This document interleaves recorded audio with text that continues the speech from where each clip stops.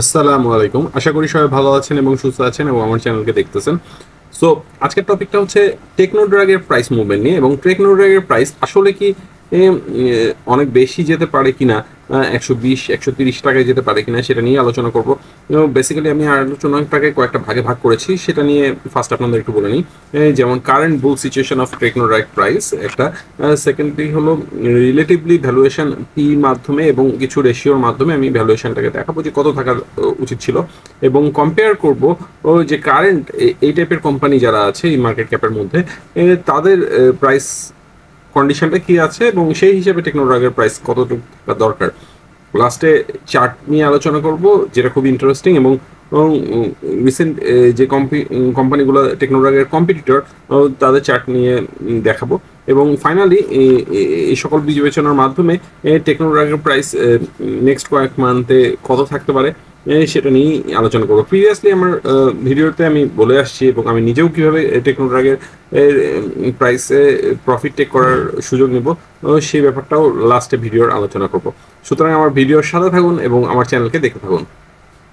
Basically এখানে যে Excel ফাইলটা আমি খুলেছি সেখানে রিসেন্টলি যে আইপিওগুলো আছে সেটার একটা কম্পারিজন দেখানো হয়েছে। তাদের পোস্ট আইপিও পেইড আপ মিলিয়নে দেওয়া আছে এখানে, এবং তাদের পির সাথে কারেন্ট প্রাইস কিরকম আছে।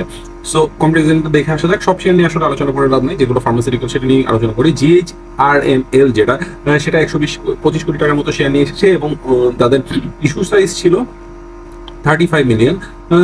তাদের ইপিএস ছিল হচ্ছে 1.9, এবং তাদের কারেন্ট প্রাইস মানে তখনকার যখন আসছে তখন প্রাইস ছিল হলো 10-15 দিনের ব্যবধানে সেটা ছিল হচ্ছে 73.2, যেটা কিনা পি তখন ছিল 11.9।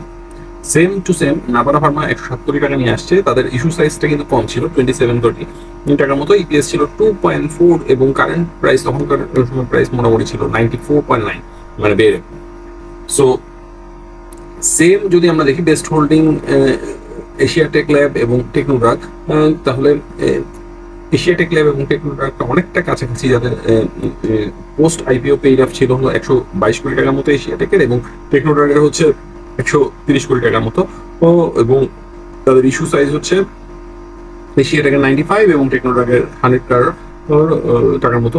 তো যেখানে এশিয়া টেকের প্রাইসটা হলো 2.2 পি নিয়ে ইপিএস নিয়ে তাদের হলো 54.0, এবং টেকনোড্রাগের আমরা দেখতে পাচ্ছি 2.5 ইপিএস নিয়ে তাদের প্রাইস হচ্ছে হলো অলমোস্ট কাছাকাছি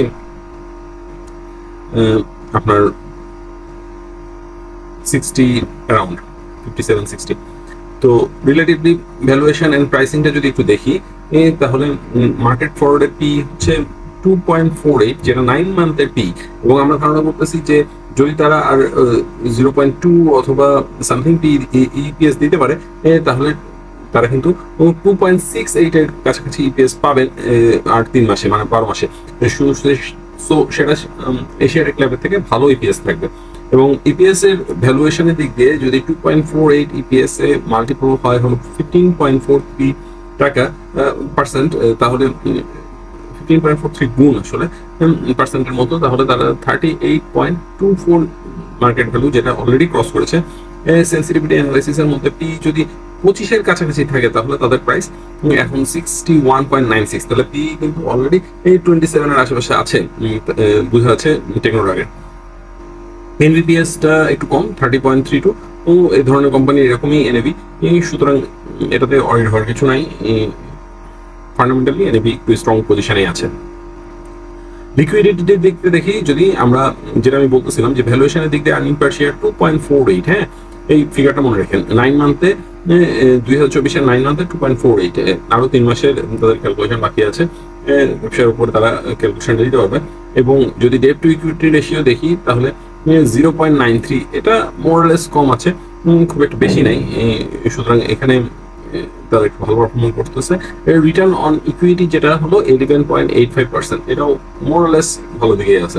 তো কম্পারিজনের আরেকটু মেন্টরি পার্টে যদি আমরা যাই তাহলে আমি এখানে ফার্মাসিউটিক্যাল ইন্ডাস্ট্রির মধ্যে যেগুলোর মার্কেট ক্যাপ টেকনোড্রাগের আশেপাশে সেই শেয়ারগুলো নিয়েছি, ব্যতিক্রম খালি বিকন ফার্মা।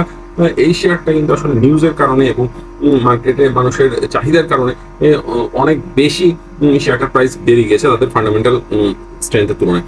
তো এই কোম্পানিগুলোর মধ্যে টেকনোড্রাগেরই স্পন্সর এবং ডাইরেক্টরশিপের হোল্ডিংটা কিন্তু বেশি আমরা দেখতে পারতেছি। এটা ওভারঅল যদি এরকম হয় যে তাদের কিছু শেয়ার লক ইনে আছে, এই লকিংটা ছুটে গেলে তারা কিন্তু অফলোড করতে পারে শেয়ার। যদি না করে তাহলে অবশ্যই বুঝতে হবে যে কোম্পানির সামনে কোনো ভালো নিউজ আছে। সো আমরা যদি আরেকটু দেখি যে ফরেন ইনভেস্টমেন্টের মধ্যে নাভানা ফার্মাই আছে, অন্য কেউ ফরেন ইনভেস্টমেন্ট নাই অন্য কোনো শেয়ারে। আর ক্যাশ ডিভিডেন্ডের মধ্যে সবচেয়ে ভালো দিয়েছে এসিআই এবং মোরলেস এসিআই ফর্মুলেশন, এই শেয়ারগুলোর মধ্যে।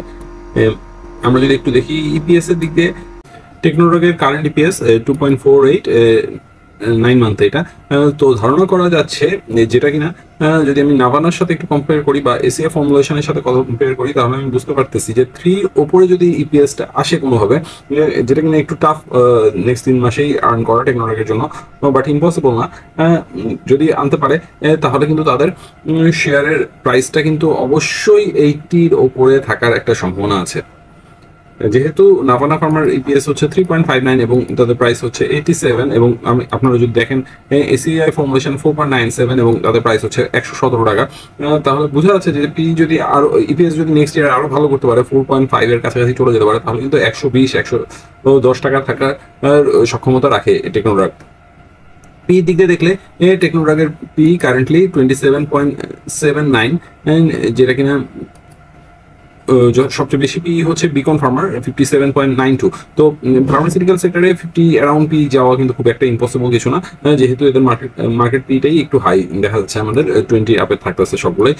তো দ্যাটস ওয়াই বলা যেতে পারে যে শেয়ার প্রাইস যদি বাড়ে এটাতে অবাক হওয়ার বেশি কিছু নাই। বিকন ফার্মার বেশি কিছু নিউজ ছিল, যদিও মিটন মার্কেট ক্যাপ অনেক বেশি 3000 কোটি টাকার মতো, তো কিছু নিউজ ছিল, নিউজের কারণে কিন্তু তাদের প্রাইসটা মুভমেন্টটাও অনেক বেশি হয়েছে খুব শর্ট টাইমে।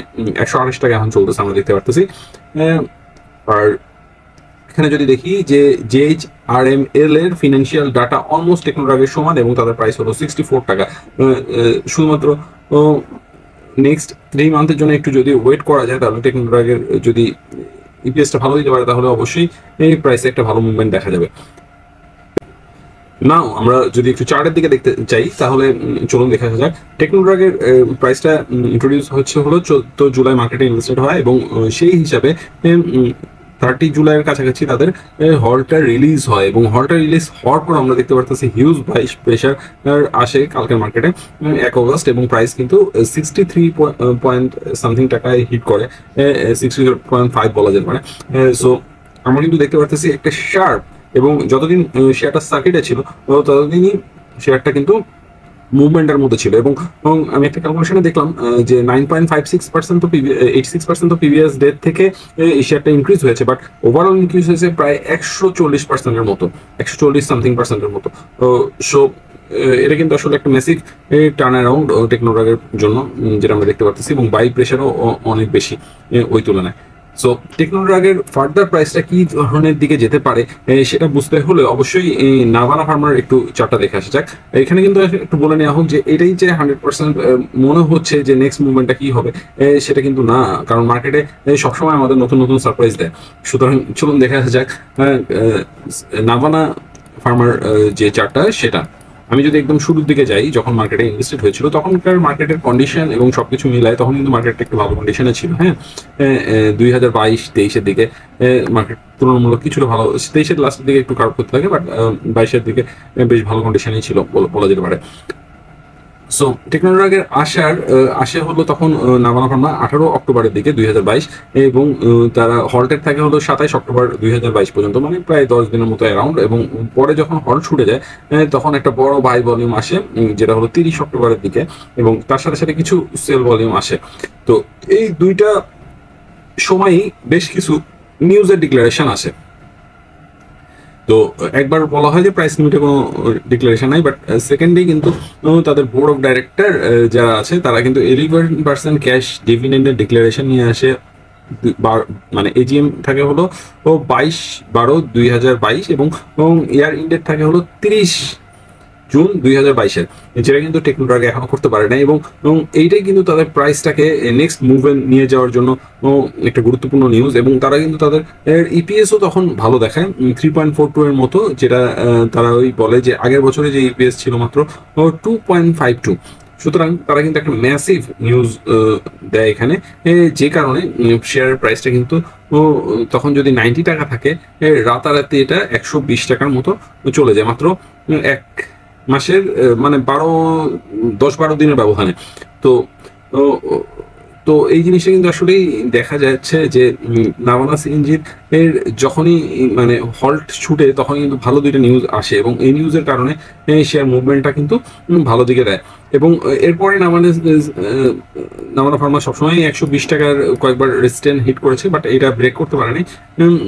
সো এই রেজিস্ট্যান্টের মধ্যেই ছিল আপ অ্যান্ড ডাউন করে শেয়ারটা তাদের মুভমেন্ট করে যাচ্ছে। এখন নাও এশিয়া টেকটা যদি আমরা একটু দেখি, এশিয়া টেকের এরও সেম অলমোস্ট 6 মার্চে তারা মার্কেটে এন্ট্রি নেয় এবং 18 মার্চে তারা মোটামুটি হল ছুটে, কিন্তু হল ছুটার পরেই তাদের একটা সেল প্রেশার আসে।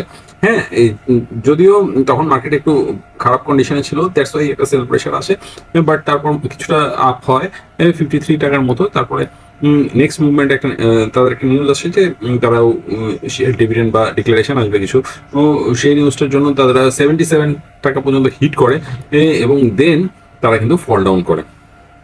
সো আমরা ক্লিয়ারলি 3টা চার্ট দেখলাম এবং মোটামুটি বুঝতে পারলাম। এখন ভিডিওর গুরুত্বপূর্ণ পার্ট যেটা, যে আসলে টেকনোড্রাগের প্রাইস কিরকম হতে পারে সেটা বুঝতে হলেই আমাদের বুঝতে হবে যে ইপিএসটা কিরকম আসতে পারে। যদি তাদের ইপিএস ভালো ডিক্লারেশন আসে 3 এর আশেপাশে, তাহলে অবশ্যই প্রাইস 75 আপ থাকবে। এবং রিসেন্ট যদি ঘোষণাটা আসে তাহলে, আর ওভারঅল যদি নর্মালি এভাবে চলতে থাকে তাহলে দেখা যেতে পারে, আমি ধারণা করতেছি 69, 70, 75 একটা হিট করে আবার কিছুটা সেল প্রেশার আসতে পারে।